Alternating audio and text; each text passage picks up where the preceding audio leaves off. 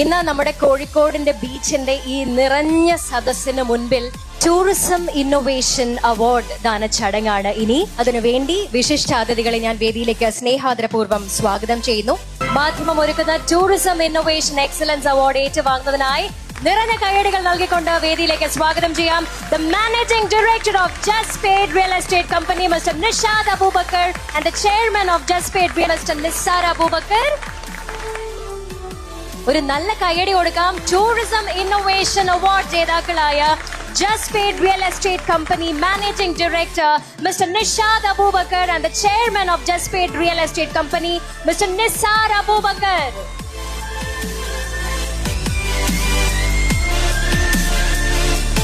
Congratulations, Mr. Nishad Abubakar and Mr. Nisar Abubakar for receiving the Tourism Innovation Award.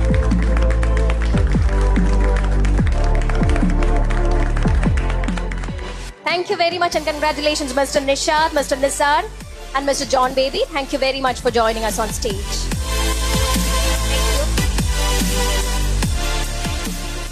അപ്പോൾ നമ്മളിപ്പോൾ government ചന്ദനമരം വെച്ച് പിടിപ്പിക്കാനുള്ള ഒരു പരിപാടി ആവിഷ്കരിച്ചിട്ടുണ്ട്. ആ പരിപാടി ഇവർ ഏറ്റെടുത്തിട്ടുണ്ട്. അപ്പോൾ അത് അഭിനന്ദനാർഹമായ കാര്യമാണ്. അപ്പോൾ കയ്യടിക്കല്ല, ഇതിന് മുമ്പൊരു പ്രശ്നം, ഇത് മുറിക്കാൻ ഇപ്പോൾ അനുവാദമില്ല. അപ്പോൾ അത് വിചാരിച്ചിട്ട് നിങ്ങൾ ചന്ദനം നടാൻ നിൽക്കണ്ട. സ്വയമേവ നട്ടുവളർത്തുന്ന മരങ്ങൾ മുറിക്കാനുള്ള അനുവാദം നൽകുന്നതിനുള്ളൊരു നിയമം അടുത്ത നിയമസഭയിൽ കേരള സർക്കാർ പാസാക്കി എന്നുകൂടി അറിയിക്കാൻ ഈ സന്ദർഭം ഉപയോഗപ്പെടുത്തുകയാണ്. അങ്ങനെ എല്ലാറ്റിനും നന്മ വരട്ടെ, നല്ലത് വരട്ടെ.